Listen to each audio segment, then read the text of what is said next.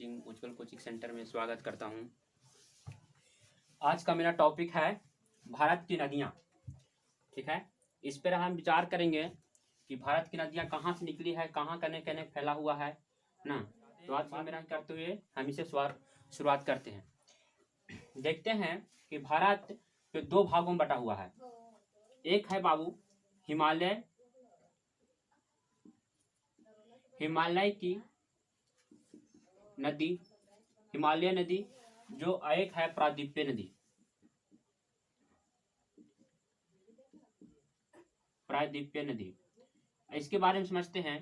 जो हिमालय नदी है, हिमालय से निकलने वाली नदियों को कहते हैं हिमालय नदी, और प्रायद्वीपीय यानी दक्षिण की ओर जो नदियां निकलती हैं उसे कहते हैं प्रायद्वीपीय नदी। हम पिछले चैप्टर में समझ चुके थे ना। तो आज मेरा मेन टॉपिक है भारत की नदियां, हम इसे समझते हैं। तो मेरा भारत की नदियां, सबसे पहले हम जानते हैं कि हिमालय नदी है बाबू। उसके बारे में जानते हैं कि हिमालय नदी क्या है, कहाँ से निकलता है, कैसे कैसे उसका विस्तार है ना, इसके बारे में जानते हैं। तो सबसे शुरू करते हैं यहाँ से। ठीक है, ये तिब्बत है। कौन सा है? यहाँ पे तिब्बत है। यहाँ पर एक स्थान है मानसरोवर।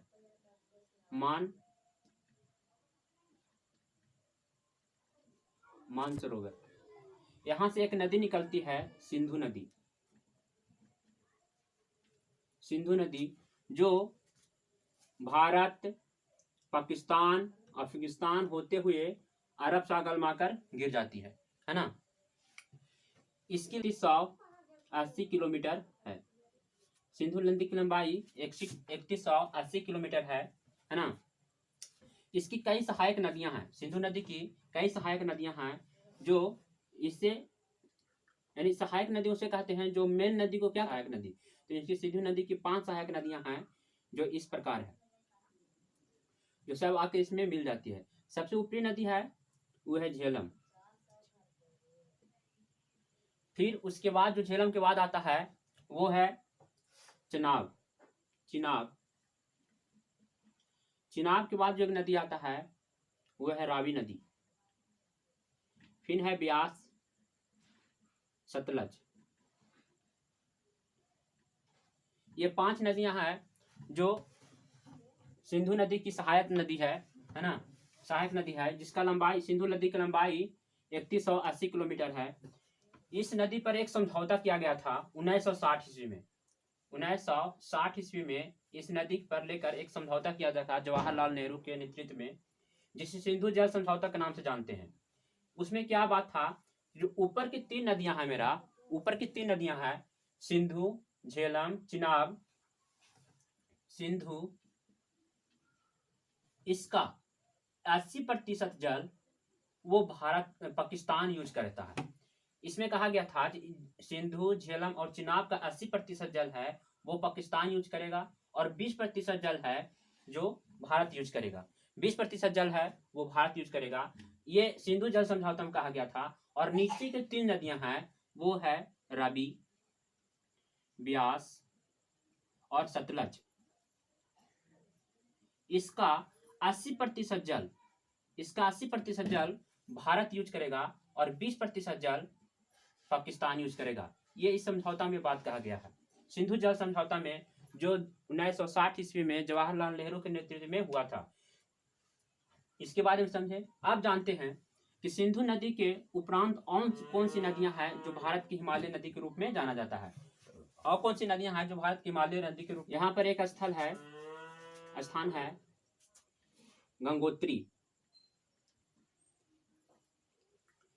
यहां से एक नदी निकलती है गंगा नदी, जो उत्तर प्रदेश, उत्तराखंड, बिहार होते हुए आकर बंगाल की खाड़ी में गिर जाती है। इधर बंगाल की खाड़ी है और इधर अरब सागर है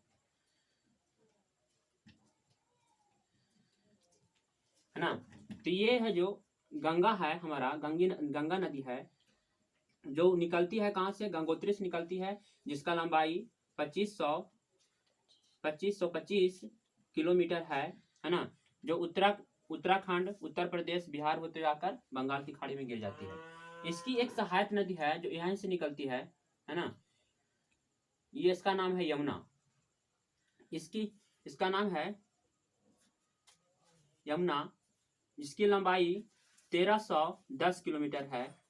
इसकी लंबाई 1310 किलोमीटर है, जो आकर गंगा नदी में प्रयाग में आकर मिल जाती है। प्रयाग में आकर मिल जाती है। और गंगा की सबसे बड़ा सहायक नदी यही यमुना है। सबसे बड़ा सहायक नदी यमुना है, जो गंगा में प्रयाग में आकर मिलती है। गंगा में कहाँ क्या मिलती है? प्रयाग में आकर मिलती है ना। तो अभी हमने दो नदियों के बारे में डिस्कस किया, एक सिंधु नदी और दूसरा गंगा नदी। और गंगा नदी के बारे में जानते हैं। जब गंगा नदी मेरा बांग्लादेश में प्रवेश करती है तो इसे पद्मा के नाम से जानते हैं। जब गंगा नदी बांग्लादेश में प्रवेश करती है तो इसे पद्मा के नाम से जानते हैं। और गंगा नदी की सबसे बड़ी सहायक नदी वो है यमुना। और इनकी बहुत सहायक नदियां हैं, मगर फिलहाल हम इस नदी के बारे में जानते हैं, यमुना नदी के बारे में। और एक यहीं से अब दो नदी के बारे में जाने। तीसरा नदी है मानसरोवर के पास से ही निकलती है। ये तिब्बत, भारत के अरुणाचल प्रदेश और फिर होते हुए बंगाल की खाड़ी में आकर गिर जाती है ना। जिसे यहीं से एक नदी निकलती है जो तिब्बत होते हुए, भारत होते हुए आकर बांग्लादेश से होते हुए बंगाल की खाड़ी में आकर गिर जाती है, जिसको तिब्बत में सापो के नाम से जानते हैं। सापो। इसकी कुल लंबाई 2900 किलोमीटर है। इसकी कुल लंबाई 2900 किलोमीटर है। उसके बाद जब ये नदी भारत में प्रवेश करता है तो इसे ब्रह्मपुत्र के नाम से जानते हैं। ब्रह्मपुत्र के नाम से जानते हैं। मात्र इसकी लंबाई भारत में 910 किलोमीटर तक है। 910 किलोमीटर फैला हुआ इसकी लंबाई है। और चौड़ाई के रूप में भारत की सबसे लंबी नदी कौन है? ये ब्रह्मपुत्र नदी है। चौड़ाई से देखेंगे तो गंगा लंबाई के रूप में है। लंबाई के रूप में गंगा सबसे लंबी नदी है भारत की। गंगा सबसे लंबी नदी है भारत की। और ब्रह्मपुत्र है जो सबसे चौड़ी नदी है भारत की। मात्र ये भारत में 910 किलोमीटर तक ही फैला हुआ है। और ये इसकी कुल लंबाई है जो 2900 किलोमीटर है, जो तिब्बत से निकलते हुए भारत में इसका नाम क्या है? ब्रह्मपुत्र। और तिब्बत में इसका नाम है सापो। जैसे ये प्रवेश करता है बंगाल की खाड़ी में, इसका नाम हो जाता है जमुना। तो ये जैसे प्रवेश करता है बांग्लादेश में, इसका नाम हो जाता है जमुना। और इधर से मेरी एक नदी आ रही थी, गंगा नदी, और इधर से ब्रह्मपुत्र नदी, जिसे बांग्लादेश में यमुना के नाम से जानते हैं। ये दोनों का मिलता है। ये दोनों की जहां पर मिलता है धारा, उस धारा का नाम होता है मेघना। जहां पर ये दोनों मिलती है, गंगा नदी और यमुना नदी, उस स्थान का नाम है मेघना, जो यहाँ पर सबसे बड़ी एक डेल्टा का निर्माण करता है, जिसको सुंदरबन डेल्टा कहते हैं।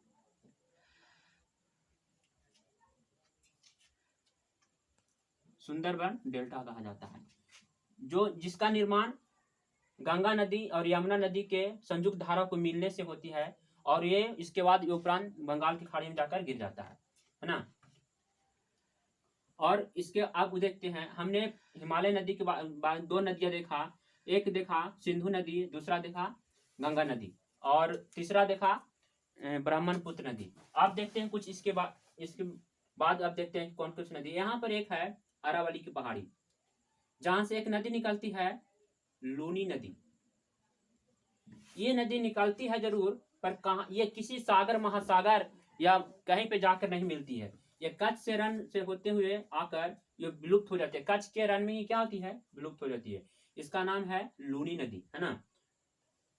उसके ये भी हिमालय के उपरांत ही आता है, लूनी नदी। अब ये हमने देख लिया हिमालय नदी के बारे में देख लिया। या जो तीनों ओर किससे जुड़ा हुआ है? जल से। तीनों ओर जल है, इधर जल, इधर जल, इधर बंगाल की खाड़ी, अरब सागर, हिंद महासागर, यानी जल है। इसे प्रदीप्य भारत बोलते हैं। तो इधर से बहने वाले नदियों को क्या कहेंगे? प्रदीप्य नदी। तो सबसे पहले देखते हैं, यहाँ पर एक स्थल है अमरकंटक।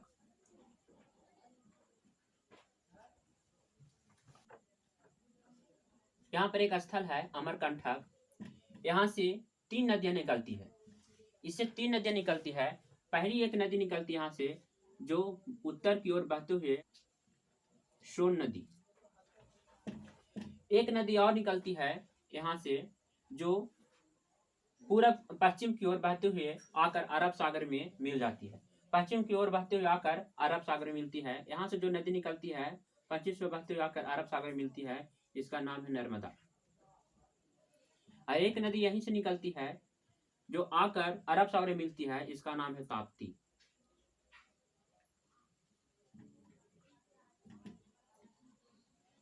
ताप्ती, ये 2 नदियां हैं।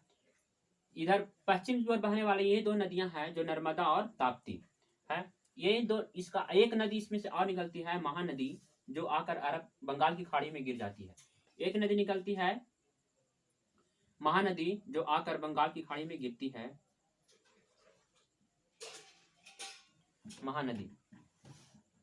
महानदी पर ही ये महानदी है। इस महानदी पर ही एक बांध बनाया गया है जिसे हीरा कुंड बांध के नाम से जानते हैं। इस नदी पर एक बांध बनाया गया है जिसे हीरा कुंड बांध के नाम से जानते हैं, जो कहाँ बनाया गया है? महानदी पर बनाया गया है। महानदी, इसके उपरांत देखते हैं यहाँ पर एक नदी है, यहाँ से निकलती है। ये नदियां हैं जो आकर बंगाल की खाड़ी में आकर मिल जाती है। ये है गोदावरी। गोदावरी नदी की लंबाई 1365 है, 1365 किलोमीटर है। गोदावरी नदी है जिसकी लंबाई 1365 किलोमीटर है।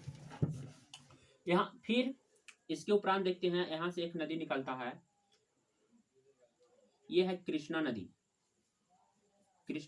नदी जिसका लंबाई 1400 किलोमीटर है। 1400 किलोमीटर है। ये भी पूरब की ओर बहते हुए आकर बंगाल की खाड़ी में मिल जाती है। फिर दक्षिण की ओर एक और नदी निकलती है जिसका नाम है कावेरी। इसकी लंबाई 805 किलोमीटर है। 805 किलोमीटर है, वो भी आकर बंगाल की खाड़ी में मिल जाती है। तो ये हमारा भारत के मुख्य नदियों के बारे में पढ़ा। और भारत की कई नदियां हैं ऐसे हैं मैग्नीकी जो मुख्य नदियां हैं जिसके बारे में हमने पढ़ा। और इसमें जो नर्मदा नदी है, गंगा नदी है, यमुना नदी की सहायक नदियां हैं, गंगा नदी की सहायक नदियां और है। मगर जो भारत की मुख्य नदियां थी है ना, उसके बारे में हमने जाना। तो हमने पहले क्या जाना, जो भारत से निकलने वाली नदियां होती है वो 2 प्रकार की होती है। एक हिमालय नदी और दूसरा होता है प्रदीप्य नदी। जो हिमालय नदी होती है, जो हिमालय से निकलता है उसे हिमालय नदी कहते हैं। जो दक्षिण भारत से निकलता है उसे प्रदीप्य नदी कहते हैं। तो हिमालय से निकलने वाली नदियों में देखा सिंधु नदी जो मानसरोवर से निकलती है। सिंधु नदी जो कहाँ से निकलती है? मानसरोवर से। इसका सिंधु नदी है, इनका कई सहायक नदियां हैं जैसे में झेलम, चिनाब, रावी, ब्यास, सतलज, इसको बारे में देखा। और ये सहायक नदियां होती हैं जो मेन नदी में ले जाकर अपने जल को क्या करती है? जोड़ती है, जिससे उनकी जल के बहने की जो धारा है वो और तेज हो जाती है। ये सहायक नदियां होती है। उसके उपरांत देखा कि हिमालय से एक स्थल है गंगोत्री, वहां से हमारी गंगा नदी निकलती है। जो गंगा नदी उत्तराखंड, उत्तर प्रदेश और बिहार से होते हुए आकर बंगाल की खाड़ी में गिर जाती है। जिसकी लंबाई, गंगा नदी की लंबाई 2525 किलोमीटर है। 2525 किलोमीटर है। इसकी एकमात्र सबसे बड़ी सहायक नदी है वो है यमुना नदी, जिसका लंबाई 1310 किलोमीटर है। और ये आकर